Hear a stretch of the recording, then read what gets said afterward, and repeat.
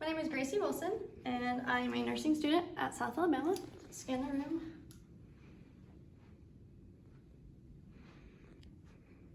So I'm going to be doing an NG tube insertion. So I'm going to go to the chart, check for I'm going to verify the order, verify the hospital policy, hand hygiene. I'll then identify the patient with two identifiers, so Jaguar J. Jones, date of birth 08/25/1963, 08/25/1963, allergies penicillin. Mr. Jones, are you allergic to anything else I need to be aware of? Okay, so the next thing I'm going to do is I'm going to explain the procedure. So Mr. Jones, today I will be inserting an NG tube. All right, then I'm going to provide him privacy, and I'm going to go gather my materials. So gather them, I'm going to put on my goggles, perform hand hygiene. I'm then going to raise the bed to a working height. I'm going to lower the side rails, put on the pulse oximeter for, because I will be assessing vital signs, I'll be assessing bowel sounds and O2 saturation. So if the O2 saturation drops or if there's any deterioration at any point during this procedure, I'm going to stop the procedure until the patient's stability is determined. So the next thing I'm going to do is I'm going to put Mr. Jones into a high Fowler's position unless it's contraindicated on his chart. And then I'm going to establish a queuing sign with him. So Mr. Jones, if you need me to stop this procedure at any time, just raise your hand for me. So that's our queuing sign. And then the next thing I'm going to do is I'm going to open my saline pump, and then I'm going to place water-soluble lubricant on it. And then I'm going to prepare my tape. So I've already gotten that prepared. So the next thing I'm going to do is I'm going to loosen my syringe. And then I am going to put on my clean gloves.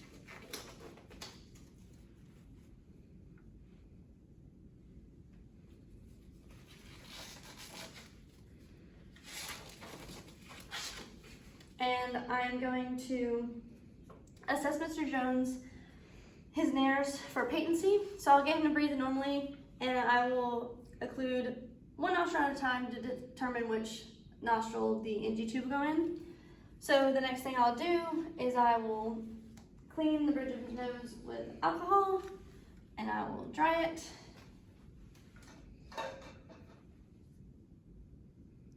And then I am going to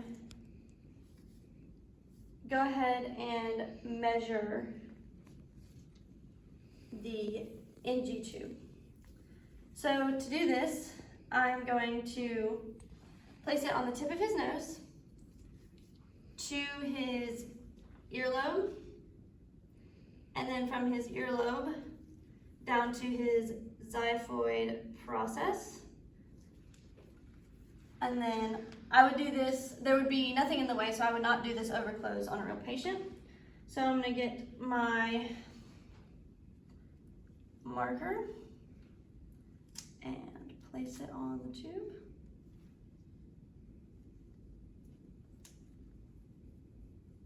All right,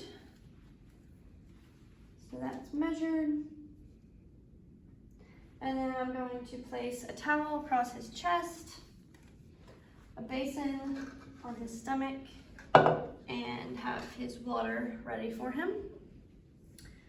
So the next thing I'm going to do is I am now ready to start the procedure. So I'm going to coil the NG tube around my fingers, and then I'm going to place the first 4 inches into the lubricant. All right, then we're ready to start. So I'm going to have Mr. Jones extend his head against the pillow. So I'm going to put the curved tip downward, and I'm going to begin inserting. So I'm going to insert until the nasopharynx, and once I hit the nasopharynx, I'm going to get Mr. Jones to relax and then flex his head forward. And then I'm going to get him to take some sips of water. Unless that's contraindicated, then he can just dry swallow. So I'm going to go 1 to 2 inches at a time, gently rotating 180 degrees.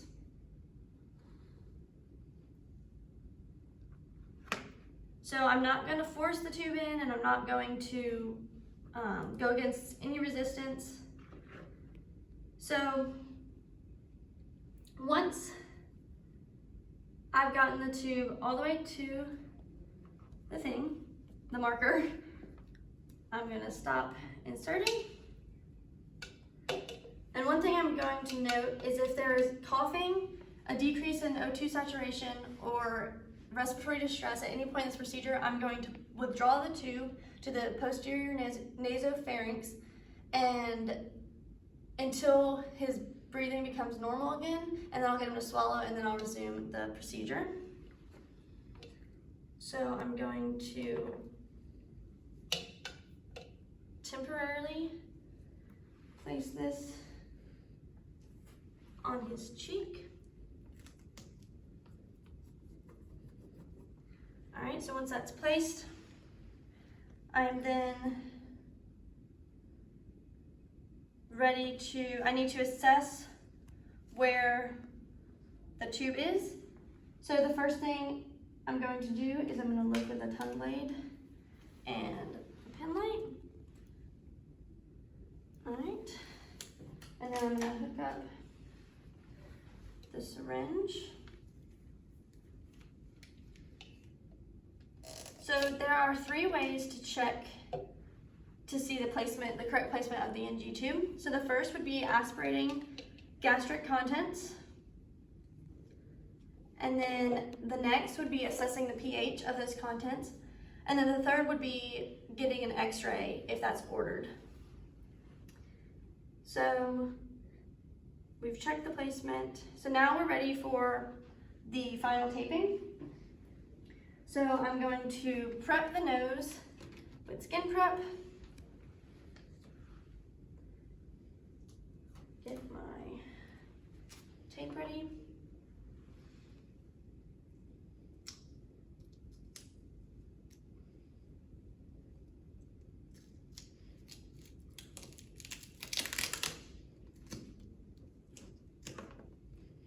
So I'm going to place it on the bridge of the nose. And then around there, so there's enough space. Take off my temporary tape. So now that it's taped, I can then mark with an indelible marker the placement of the tube, so that way I can see if there's any displacement.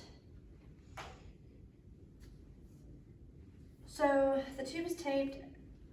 I'm now going to, I would then clip the NG tube to the gown, and I would leave enough slack so that way the head can move according to whatever the hospital's policy is. So then I'm now going to demonstrate hooking it up to suction.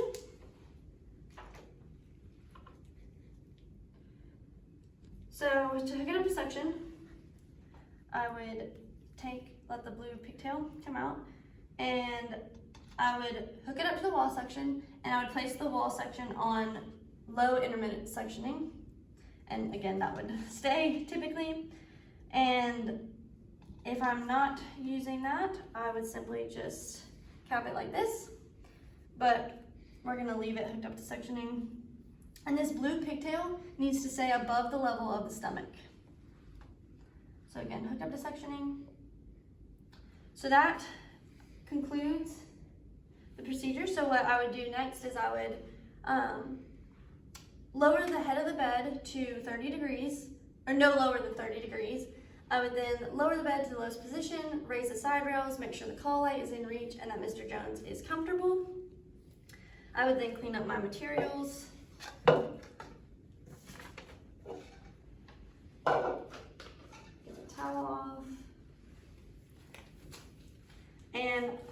going to perform hand hygiene. So then last thing I would do is I would go document. So the things I'm going to document are the NG tube size and type, the location of the NG tube, so whether it was in the left or the right nair. Mine is in the right nair. I would then document how the patient tolerated the procedure, if they were suctioning, how I secured the tube, how I checked the placement of the tube, and I would also document the color, the amount, and the characteristics of any type of secretions. So that would conclude the insertion. So the next thing I would do is I would then come back and I would verify the order for removal of the NG tube. So I would verify the order, hospital policy, identify Mr. Jones with 2 identifiers, assess allergies, explain the procedure to the patient, and then I would go gather my materials, put on some more clean gloves,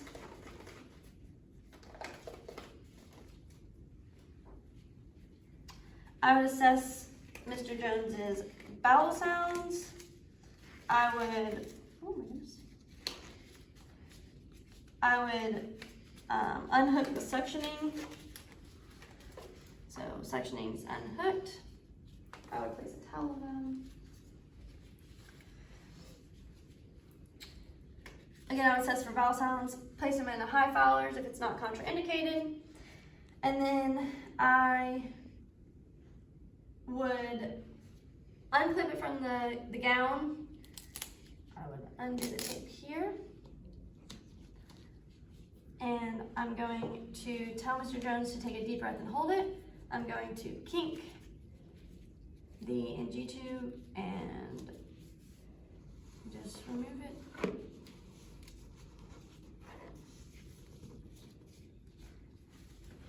Get all that so Mr. Jones doesn't see it. And then I would lower him back down, give him a comfortable position. 3 side rolls up, call light and reach, all of that. And then I would perform hand hygiene and I would go document, I would measure the drainage, and I would perform oral care. My name is Gracie Wilson and I'm a nursing student at South Alabama.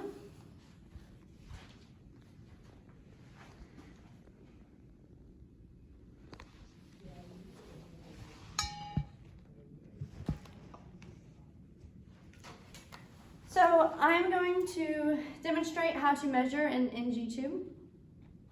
So on a real patient, I would not do this over clothes. So I'm going to start at the tip of the nose and go to the earlobe. And then from the earlobe, I'm going to go to the xiphoid process. And then I would put my marking tape right there. Hi, my name is Gracie Wilson and I'm a nursing student at South Alabama. Just scan the room.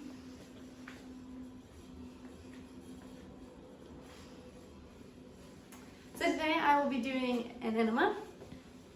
So the first thing I would do, like any procedure, I would go check and verify the orders, verify the hospital policies, identify the patient with 2 identifiers, check allergies, all of that stuff. Then I would gather my equipment. So it's gathered. And then I would perform hand hygiene. And I'm gonna put on my clean gloves and my goggles. So the next thing I'm going to do is I'm going to move to the sink and I'm going to fill the bag. So for an adult, I'm going to do 750 to 1,000 milliliters with warm water.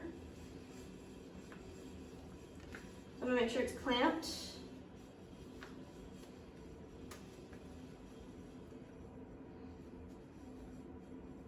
Alright, now I'm going to begin filling the bag.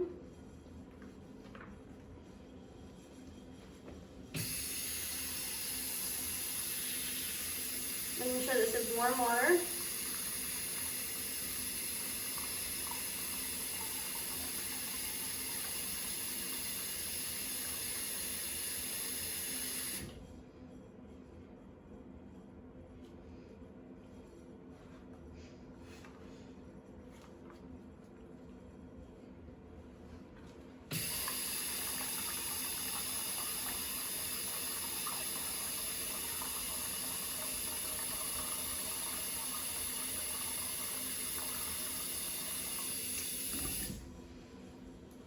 So I would make sure that's 750 to 1,000 milliliters.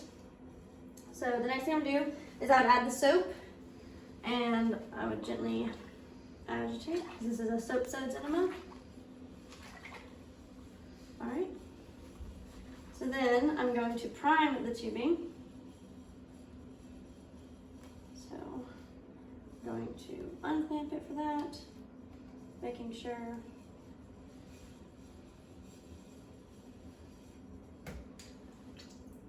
Okay, it's primed, so I'm going to reclamp the tubing. Okay, so now we're going to move to the patient. So I'm going to place this on my IV pole, and I can either do that or I can place it on a firm surface, but I don't want to place it on the bed. So it's not going to hook on it, so I'm just going to lay it right here. So it's on my IV pole. Okay. So the next thing I'm going to do is I would assist my patient. So I would raise the bed to a working height, lower the side rails. I would assist my patient to left lateral Sims position. All right. So then I would place my towel, and I'm going to lubricate with water-soluble lubricant. All right. And I'm going to tell my patient to take deep breaths during this procedure. So lubricated, and I'm ready to insert. So my bedpan is ready too. So I'm going to spread apart the buttocks, and I would also tell the patient who has hemorrhoids that they are able to bear down during the insertion of this procedure. So I'm going to insert 3 to 4 inches, and I'm going to hold the rectum, and then I'm going to get my tubing. So I would typically unclamp and hold the tubing 12 to 18 inches and let the whole thing empty. And then I would lower the bag or clamp the tubing during the procedure at any time if the patient experiences any discomfort or cramping during the procedure, and I would tell them to take deep breaths.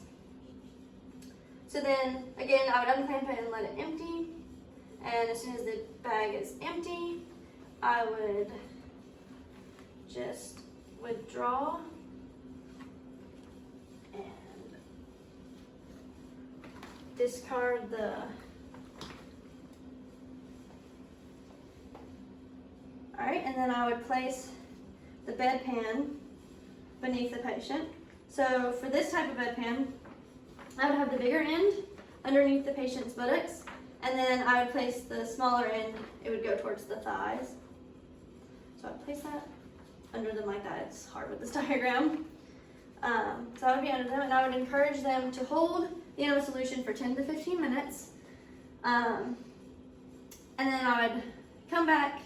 Typically I would apply new clean gloves, but I would then come back with new gloves on, and I would help them off of the bedpan and cover it with a towel, take it away, and then I would go document. So what I would document is the type of enema, the amount that came out, the color, the time of the enema, and then how the patient tolerated the procedure, as well as how the patient was left. And that completes the enema.